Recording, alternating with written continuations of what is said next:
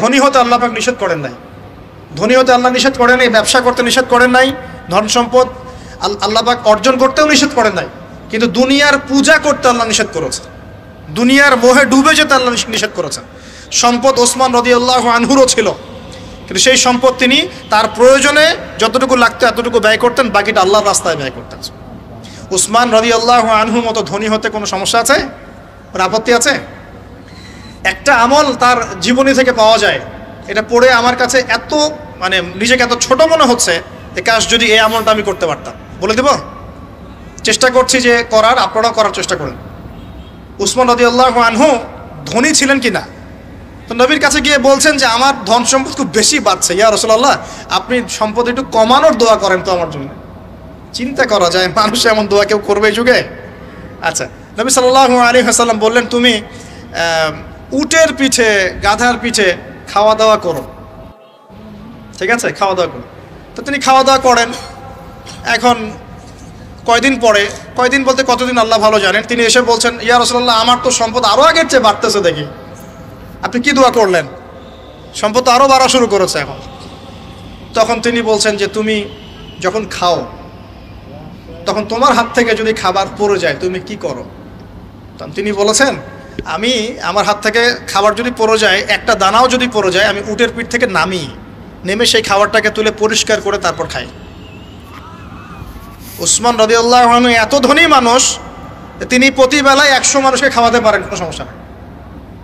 তিনি একাই তাবুকের যুদ্ধে 30,000 সৈন্যের দায়িত্ব নিয়েছেন। 30,000 সৈন্য 3 মাস যাবে, যাত্রা বিরতি করবে, খাবে দাবে, তাদের ঘোড়া অস্ত্রশস্ত্র সব দায়িত্ব একজন ব্যক্তি বহন করেছেন, ওসমান রাদিয়াল্লাহু আনহু। কত বড় ধনী আপনি চিন্তা করেন। উনার মতো ধনী কোনো পররাষ্ট্রমন্ত্রীও নাই পৃথিবীতে এখন পর্যন্ত, কোনো বিশ্ব নেতাও নাই ওনার মতো ধনী, এখন কেউই নাই। আর উনি কিন্তু তার এই ধন সম্পদ সুদের মধ্য দিয়ে অর্জন করেন নাই, তার ধন সম্পদ দুর্নীতির মধ্য দিয়ে অর্জন করেন নাই। তার ধন সম্পদ তিনি কিন্তু এই যে অন্যের সম্পদ অন্যায়ভাবে দখল করে অর্জন করেন নাই। তিনি সম্পদ অর্জন করেছেন বৈধ পন্থায়, হালাল ব্যবসা করেছেন। ব্যবসা করেছেন নাকি না? এই যে আমল, তো নবীজি বলছেন যে তোমার আমল যদি এমনই হয় তাহলে তোমাকে আল্লাহ পাক সম্পদ দিবে না, কাকে সম্পদ দিবে? তুমি আল্লাহ পাকের যে সম্পদ রিজিকের যে শুকরিয়া আদায় করো, কৃতজ্ঞতা প্রকাশ করো যে আল্লাহ আমাকে ভালোবেসে রিজিকটা দিয়েছেন, আমার হাত থেকে পড়ে গেছে, আমি তুলে খাই।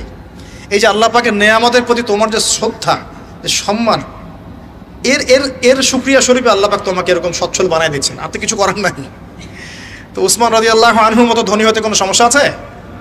তিনি কৃপণ ছিলেন না, তিনি আল্লাহ পাকের নেয়ামতের শুকরগুজার ছিলেন। ভুল ব্যাখ্যা নেবেন না, তিনি আল্লাহ পাকের নেয়ামতের শুকরগুজার ছিলেন। আমরা আল্লাহ পাকের নেয়ামতের শুকরিয়া আদায় করবো ইনশাআল্লাহ, এবং যা রিজিক আল্লাহ আমাদেরকে দিয়েছেন এতে সন্তুষ্ট থাকবো ইনশাআল্লাহ, এবং হালালভাবে চলার চেষ্টা করব। আল্লাহ পাক আমাদেরকে ধন দিলে সেই ধন সম্পদ যতটুকু আমার পরিবারের জন্য প্রয়োজন, বাড়তিগুলো আমরা আল্লাহর পথে দান সাদাকা করবো ইনশাআল্লাহ। আল্লাহ পাক আমাদের সবাইকে আল্লাহর রাস্তায় দান করার তৌফিক এনায়েত করুন, আমিন।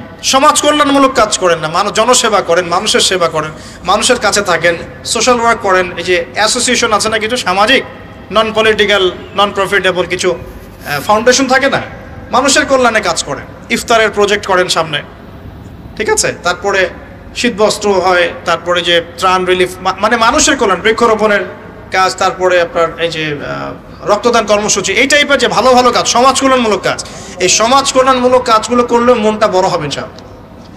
ভালো কাজে ব্যস্ত থাকবেন, আপনি দেখবেন মাথার মধ্যে শয়তানি নাই। যখন মানুষের কাজ নাই, সারাদিন অলস বসে থাকে, মাথার মধ্যে দুনিয়ার শয়তানি ঘোরাফেরা করতে। আল্লাহ পাক আমাদের সবাইকে ভালো কাজের সাথে থাকার তৌফিক দান, এবং ভালো কাজে একে অপরকে সহযোগিতা করার তৌফিক দান। নিজেকে ভালো কাজে ব্যস্ত রাখেন। দান সৎকার করলে কখনো টাকা কমে যায় না, মনে রাখবেন। দান করলে কোনোদিনও টাকা কমে যায় না। আপনার দানের টাকা ঘুরে ফিরে আপনার কাছে আসবে, বুঝতে পারছেন না? আপনার দানের টাকা ঘুরে আল্লাহ আপনার কাছে ফিরাই দিবে। কিভাবে ফিরাবেন সেটা আল্লাহর দায়িত্ব। আমি কি বুঝাবো কিভাবে ফিরাবেন? বুঝবেন, একটু বোঝানোর চেষ্টা করবেন। অর্থনীতি কিন্তু কঠিন, সহজ করে বোঝানোও কঠিন, সবাই সহজ করে বোঝাতেও পারবে না। আমি একটা পয়েন্ট খালি বুঝাই আপনাদেরকে, বোঝেন, চেষ্টা করেন। মনে করেন আপনাদেরকে অর্থনীতি বুঝাই, এগুলো আমাদের সাবজেক্ট ছিল, আর তখন আমরা আসলে অর্থনীতি কিছুই বুঝতাম না। তারপরে যখন কোরআন হাদিস পড়া শুরু করলাম তখন দেখলাম যে ও আচ্ছা, ব্যাপার তো খুব সহজ। সহজ জিনিসটাকে এত কঠিন করা হয় কেন? দেখেন কিরকম, মনে করেন একটা বাজার, আপনি দেখেন বাজার আছে কি? আচ্ছা, এই বাজারের মধ্যে ধরেন 100 ব্যবসায়ী আছে, আর ব্যবসায়ীরা ব্যবসা করে। আল্লাহ পাক ব্যবসা হালাল করেছেন না হারাম করেছেন? হালাল ব্যবসা। ব্যবসায় একটা 10 টাকার পণ্য আপনি চাইলে 30 টাকা, 40 টাকা, 50 টাকা, 100 টাকা বিক্রি করতে পারবেন কি না? পারবেন। মার্কেটের একটা ফিক্সড প্রাইস থাকে, মার্কেট প্রাইস, এটাকে বলে মার্কেট প্রাইস, যে একটা দাম নির্ধারণ করা হয় যে আমরা এই দামে সব সেল করবো, তাই না? আচ্ছা, আর ব্যবসায়ীরা ব্যবসা করছে, ব্যবসায় লাভও আছে লসও আছে, ঝুঁকিও আছে, লাভও হতে পারে লসও হতে পারে। এখন ব্যবসা করার সময় দেখা গেল যে এক ভাই লাভ করলো আর এক ভাই লস করলো, এমনটা হয় কি না? আচ্ছা, আল্লাহ পাক এখানে কি করেন জানেন? এই বাজারের মধ্যে যে সম্পদগুলো আছে, অর্থ সম্পদ, আপনারা যেটা কারেন্সি বলেন, এগুলো আল্লাহ রাব্বুল আলামিন হাত থেকে হাতে ঘোরাতে থাকেন।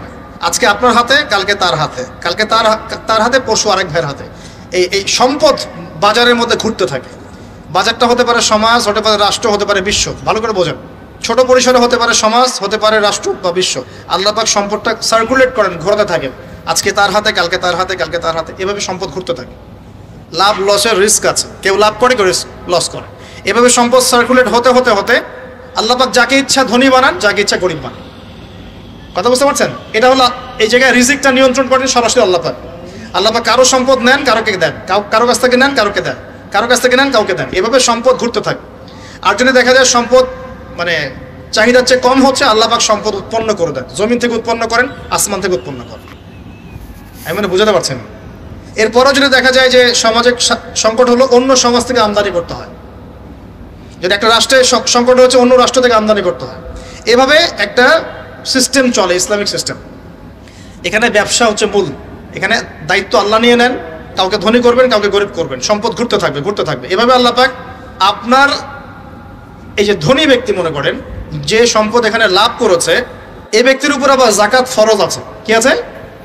জাকাত ফরজ আছে। এখন এই যখন ধনী হবে, হিসাব পরিমাণ সম্পদ আসবে, তখন এই জাকাত দিবে গরিবকে। তখন যার হাত থেকে সম্পদ চলে আসছে, ওর কাছে আবার সম্পদ ফিরে যাবে। বুঝতে পারলেন কি কিভাবে সম্পদ আল্লাহ পাক ঘোরান? এর জাকাত ছাড়াও আছে সাদাকা। সাদাকা ছাড়া সাদাকাতুল ফিতর আছে, অনুদান আছে, এবং নরমালি আল্লাহ পাক কিন্তু সদকা করতে উৎসাহিত করেন। এইভাবে একটা ইকোনমিক সিস্টেম চলতে থাকে, ছোট বা বড় পরিসরে। এইভাবেই মদিনা টিকে ছিল, এভাবেই মদিনার ইকোনমিক সিস্টেম চলতো নবী সাল্লাল্লাহু আলাইহি ওয়াসাল্লামের যুগে। তো সেখানে আরো একটা বিষয় এক্সট্রা ছিল, যেটা এখন নাই। সেটা ছিল গনিমত। সেটা কি? রাসূল সাল্লাল্লাহু আলাইহি ওয়াসাল্লাম সাহাবীরা বিভিন্ন যুদ্ধ এবং জিহাদ করতেন কি না? না, তারা তো এগুলো করতেন না। মসজিদে বসে খালি সুবহানাল্লাহ পড়তেন। হ্যাঁ নাকি? বদর উহুদ তো হয়নি ইসলামে, হয়েছে? বদর উহুদ বলে কোনো যুদ্ধ হয়েছে নাকি? এগুলো বললে তো দেখা যাবে বাপরে বাপ, অবস্থা খারাপ। হ্যাঁ, জিহাদি বয়ান শুরু করে দিয়েছে। যখনই মুসলিমরা যুদ্ধে গিয়েছে এবং জয় করেছে, তখন বিপুল গনিমতের সম্পদ লাভ করেছে। বুঝতে পারছি? গনিমত মানে ওই যে যাদের সাথে যুদ্ধ হচ্ছে, ওদের সব সম্পত্তি মুসলিমরা তখন পেয়ে যায়, কারণ ওগুলো ছেড়ে ওরা পালিয়ে যায়। এটা এর মধ্য দিয়ে মুসলিম ব্যাপক সচ্ছলতার মুখ দেখেছিল। খায়বারের যুদ্ধে জয়ের মধ্য দিয়ে মুসলিমরা প্রায় 1/3 সম্পদ পেয়েছিল আরবের মধ্যে। জাজিরাতুল আরবের 1/3 সম্পদ শুধু খায়বার যুদ্ধ জয়ের মধ্য দিয়ে লাভ করা হয়েছে। ওইটা তো নাই, এখন ক্লোজড। আমি ওগুলো বাদ দিয়ে এই সিস্টেমগুলোর কথা বললাম, সাদাকা, ব্যবসা ইত্যাদি ইত্যাদি। তার মানে ইসলামিক ইকোনমিক সিস্টেমের মধ্যে আল্লাহ পাক সম্পত্তি নিয়ন্ত্রণ করছেন এবং কাউকে ধনী বানাচ্ছেন, কাউকে গরিব করছেন। সম্পদ হাতে হাতে ঘুরছে, যে ধনী সে আবার জাকাত দিচ্ছে, তখন গরিবের কাছে ধনীর সম্পত্তি চলে আসছে। এখন চলমান সিস্টেমে কি সমস্যা হয়? যখন আপনি ব্যবসাটাকে গুটিয়ে নিয়ে সুদটাকে প্রাধান্য দিচ্ছেন, মানে সুদের মধ্যে কি লাভ লস দুটা রিস্ক আছে, ঝুঁকি আছে কোনো? সুদে আপনি যখন খান, আপনি কি বলেন যে ঠিক আছে আমি 100 টাকা নিলাম, ব্যবসায় লাভ হলে আমি দিব 50%, লস হলে 50%। এটা তো সুদ না, এটা তো সুদ না। এটা কি সুদ? যখন আপনি বলেন যে আমি 100 দিয়েছি, আমাকে 110 দেওয়া লাগবে, 100 দিয়েছি আমাকে 110ই দেওয়া লাগবে, আপনি তো লসের রিস্ক নিবেন না। নিবেন? সুদখোর কি লসের ঝুঁকি নিবে নাকি লাভের শর্তে টাকা দিবে? এখন যখন আপনি লাভ লসের ঝুঁকি নিচ্ছেন না, তখন একজন লাভ করা একজন লস করার কোনো সিস্টেম বাজারে থাকছে না। তখন সম্পদ ধনিক শ্রেণীর হাতে পুঞ্জীভূত হচ্ছে, তারা আস্তে আস্তে ধনী হতে থাকবে, গরিবরা আস্তে আস্তে গরিব হতে থাকবে। এরও উপরে যখন সে আবার জাকাত দিবে না, তখন ওই সম্পদ আবার গরিবের কাছেও ফিরে আসবে না। এভাবে সুদের মধ্য দিয়ে সম্পদ সংকীর্ণ হয়ে যায়, একদম একটা মার্কেট, সমাজ, রাষ্ট্র মেসাকার অবস্থা হয়, দেউলিয়া হয়ে চলে যাবে। একটা একটা করে কথা বলেছিলাম, ফলেছিল কি অর্থনীতির কথাগুলো? পাকিস্তানের কথা ফলেছে? পাকিস্তানের সামনে আরো ভয়াবহ পরিণতি আছে। আর এগুলো থেকে শিক্ষা না নিতে পারলে আমাদের সামনে ক্ষতি আছে। এগুলো বলবেই বাকে, বোঝাবেই বাকে। আর আল্লাহ পাক আমাদের কথা গ্রহণ করার মানসিকতা দান করুন। কমপক্ষে কথাগুলো শুনে একটু যাচাই করার তৌফিক আল্লাহ দান করুন। যাচাই করার পর যদি দেখা যায় যে হ্যাঁ ঠিকই বলেছে ছেলেটা, বা কম কিছুটা হলেও ঠিক বলেছে, ওইটুকু অন্তত গ্রহণ করার তৌফিক আল্লাহ দান করুন। একবারে যদি নেগলেক্ট করে দূর এইসব কথা শোনারই দরকার নাই, তাহলে তার কিছু হইল না। সমস্যা নাই, আমাদের কাজ কি? ফাযাক্কির ইন্নামা আনতা মুযাক্কির। আল্লাহ পাক আল্লাহর দ্বীনের দায়ীদের দায়িত্ব দিয়েছেন, তোমরা উপদেশ দিবে, তোমরা শুধু উপদেশদাতা। লাস্তা আলাইহিম বিমুসাইতির, কারো প্রতি তোমরা দারোগা নাও, চাপ দিয়ে মানাতে হবে, এই দায়িত্ব তোমাকে দেওয়া হয় না। জাস্ট বলে দিয়ে চলে আসে, সামনে আসে। ফাযাক্কির ইন্নাফাআতিয যিকরা, তুমি উপদেশ দিবে হে নবী। সায়াযাক্কারু মান ইয়াখশা, যে উপদেশ গ্রহণ করবে সে শীঘ্রই গ্রহণ করবে, যে আল্লাহকে ভয় করে সে শীঘ্রই উপদেশ গ্রহণ করবে ইনশাআল্লাহ তাআলা। প্রিয় ভাইরা, তো এখনকার চলমান বিশ্বের ইকোনমিটা হচ্ছে সুদ ভিত্তিক। এই কারণেই ইকোনমিক সমস্যাগুলো, মন্দাগুলো, স্যাংশনগুলো, করাপশনগুলো, এগুলো সুযোগ থেকে যায়। আদারওয়াইজ ইসলামিক ইকোনমিক সিস্টেম পরিপূর্ণরূপে থাকলে এই সমস্যাগুলো হতো না। রমজান মাসে ওয়াদা নাম্বার 5, কয়টা ওয়াদা করছেন এই পর্যন্ত ভাই? 4টা। ওয়াদা নাম্বার 5 হচ্ছে রমজান মাসে যার যার জাকাত ফরজ হয়, জাকাত অবশ্যই জাকাত আদায় করে দিবেন ইনশাআল্লাহ। করবেন কি না? আপনারা কি মনে করেন যে নামাজই খালি ফরজ, জাকাত ফরজ না? জাকাত ফরজ না? যে কেউ যদি মনে করে নামাজ ফরজ, জাকাত ফরজ না, সে ব্যক্তি কাফের। হ্যাঁ, আমার ফতোয়া না, যে কোনো আলেমকে জিজ্ঞাসা করেন না, যে কোনো মাযহাবের আলেমকে জিজ্ঞাসা করেন, যে কোনো মাযহাবে, মান ফাররাকা বাইনা সলাতি ওয়াজ যাকাত, যে ব্যক্তি সালাত এবং যাকাতের মধ্যে পার্থক্য করে সে ব্যক্তি মুসলিম মিল্লাত থেকে খারিজ হয়ে যাবে। আবু বকর সিদ্দিক রাদিয়াল্লাহু আনহুর যুগে কিছু মানুষ যাকাত দিত না, দিতে চায় নাই। আবু বকর সিদ্দিকের মতো নরম মানুষ না মনে হয়, নরম মানুষ, নামাজে দাঁড়ালেই ঝরঝর করে কান্না শুরু করেন, নরম মনের মানুষ, তিনি যাকাত অস্বীকারীদের বিরুদ্ধে যুদ্ধ করলেন। ইতিহাস পড়ে দেখেন। তারপরে তারা ভয়ে যাকাত দেওয়া শুরু করলেন। একজনের বিরুদ্ধে অ্যাকশন নেওয়া হয়েছে, বাকিরা ভয়ে যাকাত দেওয়া শুরু করেছে। রাষ্ট্রীয় কোষাগার সমৃদ্ধ হলো। মুসলিমরা কি ওই সময় সুদের মধ্য দিয়ে রাষ্ট্রীয় কোষাগার বৃদ্ধি করত? যাকাত ছিল, গনিমত ছিল, সাদাকা ছিল, ব্যবসা ছিল, কৃষি ছিল, এইগুলোর মধ্য দিয়ে তারা সমৃদ্ধ হতো। আর এই সমৃদ্ধি দিয়ে আমরা প্রায় 1200 বছর বিশ্ব শাসন করেছি। কত বছর? 1200 বছর আমরা বিশ্ব শাসন করেছি। আর এখন আমাদেরকে চাইতে হয়, লোন দেন, এই করেন, সেই করেন। আমাদেরকে নিচের হাত হইতে হয়েছে, নিচের হাত। কি লজ্জা আমাদেরকে নিচের হাত হতে হয়েছে, ওরা এখন উপরের হাত। ওরা আমাদেরকে এখন অনুদান দেয়, আবার সুদের শর্ত দিয়ে দিবে। আপনারা তো IMF বুঝবেন না, ওইটাতে আমি যাচ্ছি না। এমন কিছু শর্ত দিবে যেটা রাষ্ট্রের গলা দড়ি চিপে রেখে দিবে একেবারে। এটা যারা এখানে বিজ্ঞ ব্যক্তিত্বরা আছেন তারা বুঝবেন আমার কথা। গলার মধ্যে দড়ি দিয়ে ফাঁস লাগিয়ে রেখে দিবে, এর নাম লোন দেওয়া। গলায় দড়ি দিয়ে ফাঁস ধরে রেখে দিবে, এর নাম লোন দেওয়া।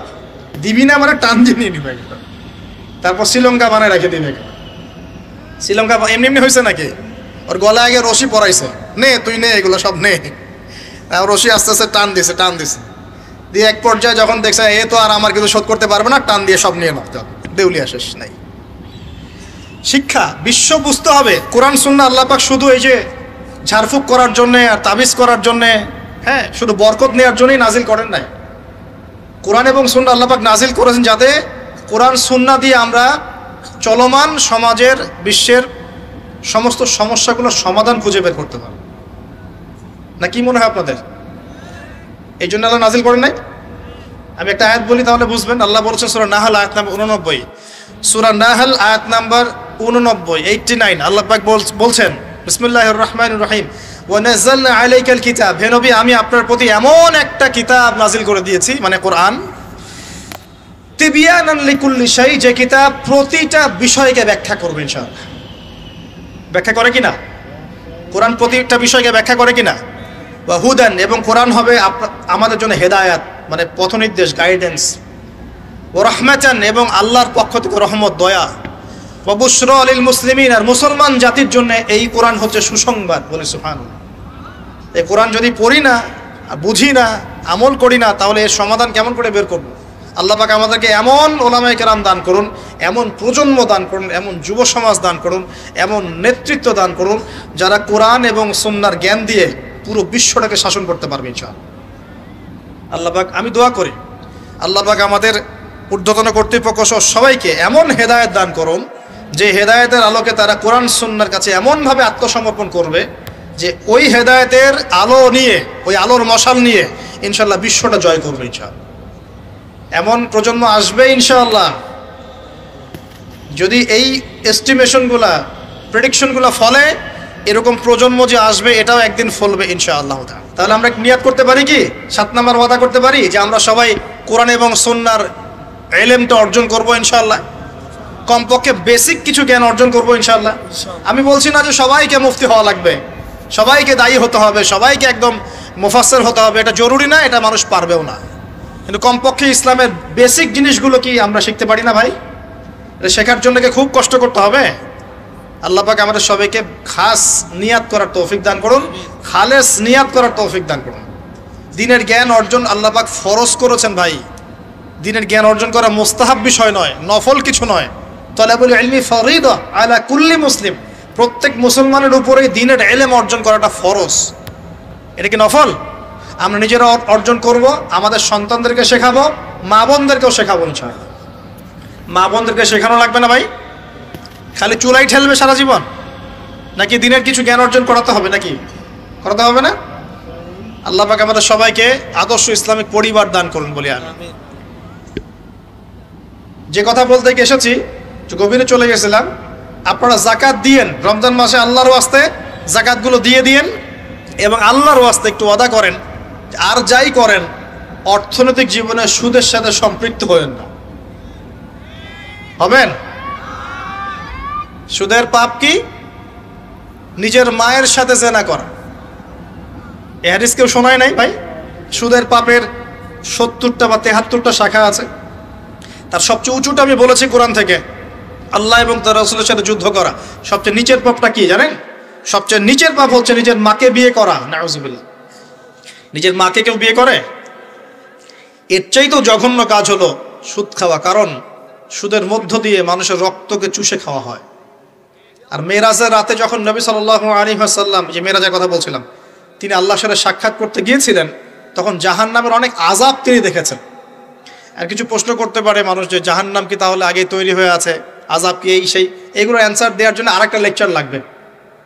মনে রাখবেন, সময় এর নিয়ন্ত্রণ আল্লাহর হাতে। আমাদের কাছে অতীত, বর্তমান, ভবিষ্যৎ এই বিষয়গুলো আছে, আমাদের টাইম ফ্রেমের মধ্যে এটা আছে। আল্লাহ পাকের কাছে এইভাবে সময় না যে অতীত একটা, এটা বর্তমান, এটা ভবিষ্যৎ, এমন নয়। সব কিছু আল্লাহর সামনে, সব কিছু। আমরা যেখানে ঘুরি, এই সৌরজগতে আমরা ঘুরছি, এই যে ওয়াজ করছি যখন আমরা, এখনো জমিনটা ঘুরছে কি না? আমাদেরকে নিয়ে পৃথিবী ঘুরছে শূন্যের মধ্যেই। সুবহানাল্লাহ বলেন। আমাদেরকে নিয়ে পৃথিবী এখনো এই মুহূর্তেও শূন্যের মধ্যে ঘুরছে, আসমানে ঘুরছে কি না? আমরা কি টের পাচ্ছি? টের পাচ্ছি না। সূর্য উঠছে, আমাদের কাছে মনে হয় যে একটা দিন আসলো, ডুবলো, একটা রাত হয়ে গেল। যদি আল্লাহ পাক পৃথিবীর ঘোরার গতিটাকে কমায় দেন, তাহলে কি হবে জানেন? দিন রাত লম্বা হয়ে যাবে। বুঝেন না? মনে হয় আল্লাহ পাক যদি এই যে আমরা ঘুরছি মনে করেন এভাবে, আল্লাহ যদি গতিটাকে কমায় দেন, আস্তে আস্তে ঘুরে, তাহলে দিন রাত লম্বা হয়ে যাবে। বিজ্ঞানীরা বলে, এটা বিজ্ঞানীদের কথা, এটা আমার কথা না, বিজ্ঞানীরা বলে তখন আমাদের দাড়ি চুলও নাকি পাকবে না, বয়সও নাকি বাড়বে না। যাই হোক, ওটা ওদের থটস, এটা আমাদের থটস না। আলোর বেগে যদি মানুষ মহাবিশ্বে, মহাকাশে সফর করতে পারে, আলোর বেগের চেয়ে বেশি বেগে, এখনকার সায়েন্সরা বলে, ওরাই বলে যে মানুষ তখন ফিউচারে চলে যেতে পারে, ভবিষ্যতে যেতে পারে, আলোর বেগে যদি সফর করতে পারে। এটা ওদের কথা, আমরা এইসব আলোচনা যাচ্ছি না। বলছি সময়ের নিয়ন্ত্রণ কার হাতে? আল্লাহর হাতে। বারজাখ বলে একটা জগৎ আল্লাহ তৈরি করেছেন। কি নাম? বারজাখ। এই জগৎটা হচ্ছে আমাদের দুনিয়ার জগৎ আর জান্নাত জাহান্নামের যে কিয়ামতের দিন, এর মাঝখানের একটা জায়গা। এখানে ইল্লিন আর সিজ্জিন দুটো স্তর আছে, একটা নাম ইল্লিন, একটা সিজ্জিন। এই দুনিয়ার নেককার মানুষ যারা, তাদের আত্মাগুলোকে আল্লাহ পাক এই যে ইল্লিনে নিয়ে গিয়ে রেখে দেন। আর দুনিয়াতে যারা পাপী, পাপাচারী, তাদের আত্মাগুলোকে আল্লাহ পাক সিজ্জিনে রেখে দেন। এই যে কবরের যে আযাব, যে আমরা একটা কথা বলি, এটা আযাব বলে রুহের আযাব। কিসের আযাব? রুহ। দেহ তো আপনার নাই, ওখানে দেহ আছে? দেহ তো পচে গেছে, গলে গেছে, তাহলে আযাবটা কিসের? রুহের। বুঝাচ্ছি, আমি এই পড়াশোনাটা করেছি ইমাম গাজ্জালী রাহিমাহুল্লাহর বই থেকে। এত গভীর মানে লেখা, মানে ধরতে গেলেও মনে হয় যে একটা লাইন 10 বার পড়তে হচ্ছে। একটা এক্সাম্পল দিয়ে তিনি বুঝাচ্ছেন এভাবে। তিনি বলছেন এটা একটা উদাহরণ মাত্র, এটাই প্রকৃত ব্যাখ্যা না, একটা উদাহরণ মাত্র। বোঝানোর চেষ্টা করছেন তিনি এভাবে যে আমরা যখন ঘুমাই, অনেকে ভালো স্বপ্ন দেখেন না? ভালো স্বপ্ন দেখে আপনার কাছে ভালো লাগছে, খুব মজা লাগছে না? স্বপ্নের মধ্যে আপনি কি মানে ভালো ফিল করছেন, মাশাআল্লাহ ভালো লাগছে, ঘুরছেন ফিরছেন খাচ্ছেন। যখন কোনো খুব ভালো আপনি একটা স্বপ্ন দেখেন, আপনার কিন্তু ভালো লাগে। আপনি স্বপ্নে ঘুমন্ত অবস্থাতেই আপনি স্বপ্নে বাস্তবের ফিলিংস পাচ্ছেন, এমন হয় না? আল্লাহ পাক যদি আপনাকে স্বপ্নের মধ্যে রেখে দেন, ধরেন 1 বছর 1.5 বছর 2 বছর, তার মানে 1-2 বছর আপনি স্বপ্নের মধ্যেই বাস্তবের ভালো লাগার ফিলিংসটা পেতে থাকবেন, কিন্তু আপনি ঘুমিয়ে আছেন। বাইরে থেকে আমি আপনাকে দেখছি যে আপনি ঘুমিয়ে আছেন, কিন্তু আপনি ঘুমন্ত অবস্থাতেও ভালো স্বপ্ন দেখেই ভালো ফিল করছেন। তিনি বোঝাচ্ছেন, উদাহরণ দিয়ে বোঝাচ্ছেন, এটা কিন্তু ব্যাখ্যা নয়, জাস্ট একটা বুঝাচ্ছেন উদাহরণ দিয়ে। আল্লাহ পাক যখন শহীদদের রূহগুলোকে জান্নাতে রেখে দেন, জান্নাতে তারা এইভাবে রূহগুলো ঘুরতে থাকে, ফল ফলাদি খেতে থাকে, পাখির মধ্যে রূহ দিয়ে দেন, সবুজ পাখি, এই পাখি উঠতে থাকে, তারা ভালো ফিল করতে থাকে। ওই হায়াতটাকে আল্লাহ পাক তাদের কাছে বাস্তব বানিয়ে দিয়েছেন। কথা বুঝতে পারছেন? ওই হায়াতটাকে আল্লাহ পাক তাদের কাছে বাস্তব বানিয়ে দিয়েছেন। তাদের কাছে মনে হচ্ছে এটাই বাস্তব, এটাই জগৎ। আল্লাহ চাইলে করতে পারেন না? একটা ঘুমন্ত মানুষকে যদি আল্লাহ করতে পারেন, তাহলে শহীদদের ব্যাপারে করতে পারেন না? পারেন। আবার ধরেন একজন মানুষ পাপাচারী, আপনি কখনো কখনো স্বপ্ন দেখেছেন, ভয়ের স্বপ্ন, আটকে উঠছেন, শ্বাস বন্ধ হয়ে যাচ্ছে, এমন হয়নি অনেকদিন? আর হবে তো বেশি, কারণ কানে তো হেডফোন দিয়ে গান শোনেন, আর হেডফোন কানে দিয়ে ঘুমান, FM শুনতে শুনতে ঘুমান। হ্যাঁ, এই কি করতে করতে ঘুমান। ঘুমানোর আগে তো দোয়া কালাম নাই, দোয়া কালাম মাসলুম দোয়া কালাম তো নাই, সূরা মুলক নাই, সূরা বাকারা শেষের আয়াত নাই, ইত্যাদি নাই, পবিত্রতা নাই, বিছান ঝাড়েন না, লাইটস অফ করেন না। আপনার সুন্নত মাফিক তো ঘুমাচ্ছি না আমরা। ঘুমানোর কতগুলো সুন্নত জানেন? ঘুমানোরই কত সুন্নত আছে। ইস্তেঞ্জা করতে হয়, ওযু করে আসতে হয়, পারলে মেসওয়াক করে নেয়, বিছান ঝাড়তে হয়, বিসমিল্লাহ বলে লাইট অফ করতে হয়, দরজায় খিল দিতে হয়, পাত্র যদি থাকে খাবার পাত্র, পানির পাত্র ঢেকে দিতে হয়, তারপরে পড়তে হয় বিছানায় গিয়ে আয়াতুল কুরসি, সূরা বাকারা শেষের 2-3টা আয়াত, সূরা ফালাক নাস ইখলাস, হাত একত্রিত করে ফু দিয়ে সারা গা মাসাহ করতে হয়। ডান কাত হয়ে আল্লাহুম্মা বিইসমিকা আমুতু আহইয়া বলে এই যে 33 বার সুবহানাল্লাহ, 33 বার আলহামদুলিল্লাহ, 34 বার আল্লাহু আকবার পড়তে পড়তে ঘুমাতে হয়। কয়জন জানে? কয়জন ঘুমানোর সুন্নত? ঘুমানোর আগে এখন কানে হেডফোন, ব্লুটুথ, হাবি জাবি এইসব দিয়ে যুবকরা ঘুমাচ্ছে। প্রতিটা কাজ নবীর সুন্নত মতো করার চেষ্টা করবো, আল্লাহ পাক তৌফিক দান করুন। এই যে 9 নম্বর ওয়াদা করেন, জীবনের প্রতিটা কাজ নবীর সুন্নাহ মতো করবেন। রাজি আছেন ইনশাআল্লাহ? একদম চেহারা থেকে শুরু হবে, চুল দাড়ি পোশাক আশাক থেকে শুরু হবে। আল্লাহ পাক যত উপরে নিয়ে যাবেন, আপনি যেখানেই যান নবীর সুন্নত বাস্তবায়ন করবেন ইনশাআল্লাহ তাআলা। আল্লাহ পাক তৌফিক এনায়েত করুন, বলি আমিন। মনে করেন খারাপ স্বপ্ন দেখছেন, খারাপ স্বপ্নে এখন আপনি কষ্ট পাচ্ছেন, দেখছেন যে পানিতে ডুবে যাচ্ছেন, দেখছেন যে আপনি আগুনে পুড়ে যাচ্ছেন, নাউজুবিল্লাহ, দেখছেন যে আপনি হয়তো কেউ আপনার শ্বাস গলা চিপে ধরেছে ইত্যাদি, মানে আপনি কষ্ট পাচ্ছেন। বাহির থেকে কিন্তু আমি আপনার কষ্ট বুঝতে পারবো না, পারবো? আপনি ঘুমিয়ে আছেন, ঘুমিয়ে আপনি কষ্ট পাচ্ছেন। এখন এই ঘুমন্ত কষ্টের স্বপ্নটাকে আল্লাহ পাক যদি 5 বছর লম্বা করে দেন, পারবেন কি না? আল্লাহ পাক পারেন কি না? 5 বছর ঘুমিয়ে আছেন আপনি, উঠতে পারতেছেন না। এখন এটা হয় না, আল্লাহ চাইলে পারেন, সম্ভব কিনা? আল্লাহ পাক 309 বছর ঘুম পাড়ায় রাখেন নাই মানুষকে, আছে না দলিল? কোরআনে আছে না? কোন সূরায়? এই তো মাশাআল্লাহ, মাশাআল্লাহ, সূরা কাহফে আছে না? 309 বছর আল্লাহ পাক 9 জন 10 জন ছেলেকে ঘুম পাড়ায় রাখছেন না? রাখছেন। তো এখন মনে করেন যে আল্লাহ পাক আপনাকে ওই কষ্টের আযাবটাকে লম্বা করে দিলেন, কষ্টের ওই স্বপ্নটাকে লম্বা করে, তাহলে আপনি কিন্তু ঘুমের মধ্যেও কষ্ট ফিল করবেন। এখন কবরে যদি আল্লাহ পাক বারজাখের জীবনে সিজ্জিনে কিছু আত্মাকে রেখে আত্মাগুলোকে আযাব দেন, এবং ওইটাকেই যদি তাদের কাছে বাস্তব ফিল দিয়ে দেন, তাহলে কি তার আযাব পাবে না? অনেক ব্যাখ্যা আছে, যেগুলো নিয়ে আলাদা লেকচার দেওয়া লাগে। এতটুকু বোঝেন যে আল্লাহ পাক ইন্নাল্লাহা আলা কুল্লি শাইইন কাদির, আল্লাহ পাক প্রতিটা বিষয় সম্পর্কে ক্ষমতাবান। আল্লাহ পাকের হাতেই সব ক্ষমতা, আল্লাহ সব করতে পারেন। যে আল্লাহ পাক আমাকে শ্বাস নেয়ার ক্ষমতা দিচ্ছেন, নিঃশ্বাস নিচ্ছি, একটা নিঃশ্বাসের দাম কি অন্য কেউ দিতে পারবে? যে আল্লাহ পাক এনভায়রনমেন্ট বায়ুমণ্ডলের মধ্যে নাইট্রোজেন গ্যাস দিয়ে দিয়েছেন,